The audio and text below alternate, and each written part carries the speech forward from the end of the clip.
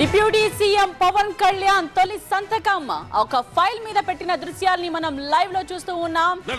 Phone చేస్తే ఏ సమాధానం చెప్పేది? సలహా అంటూ మొత్తం నాశనం చేసేసావు. ఇక బాధ్యతలు స్వీకరించినట్టే పవన్ కళ్యాణ్ మిమ్మల్ని ఇలా సంతోషంగా ఉండడం చూసి. అవును భాగ్యం, ఇవాళే రేపటి గురించి భయపడకుండా 2 ముద్దలు తినాలనిపిస్తోంది. సో ముందుగా పూజలు చేసిన అనంతరం ఆయన ఫైళ్ల మీద సంతకం చేస్తున్న దృశ్యాన్ని కూడా మనం చూస్తూ ఉన్నాం.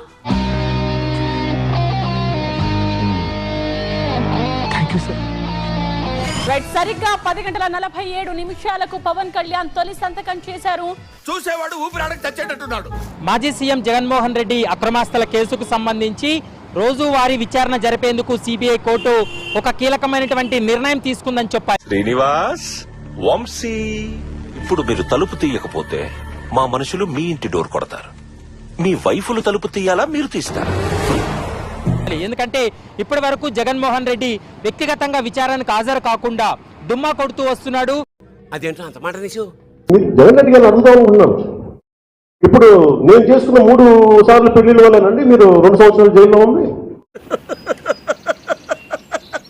కరెక్ట్ మనిషి దొరికేవయ్యా. పద. నేను చేసుకున్న 3 పెళ్లిళ్ళ వల్లేనండి మీరు మన విజయసాయి రెడ్డి సూట్ కేసు కంపెనీలు పెట్టి మిమ్మల్ని ఆయన కలిపి 2 జైల్లోకి వచ్చిన 2 సంవత్సరాలు. కోడికత్తి శ్రీనివాసరావు జైల్లో ఉన్న ఈ సమయంలో ఒక పుస్తకం రాశాడట. దానికి మార్పు కోసం అని పేరు కూడా పెట్టాడట. బెయిల్ మీద రావడం తర్వాత ముందు తన పుస్తకాన్ని విడుదల చేయమని కోరుతున్నాడట శ్రీనివాసరావు. ఈ కేసులో విశాఖ సెంట్రల్ జైల్లో రిమాండ్ ఉన్న శ్రీనివాసరావు పుస్తకం రాశాడన్న వార్త ఇప్పుడు రాజకీయ వర్గాల్లో పాటు పోలీసులు, న్యాయవాదుల్లో కూడా చర్చనీయాంశంగా మారిందట.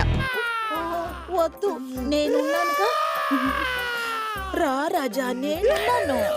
తాను ఏపీ సీఎం గా ఉన్నానని, ఒకవేళ విచారణకు హాజరు కావాలంటే ఇబ్బందికరమైనటువంటి వాతావరణం ఉంటుంది, ప్రజాధనం దుర్వినియోగం అవుతుంది.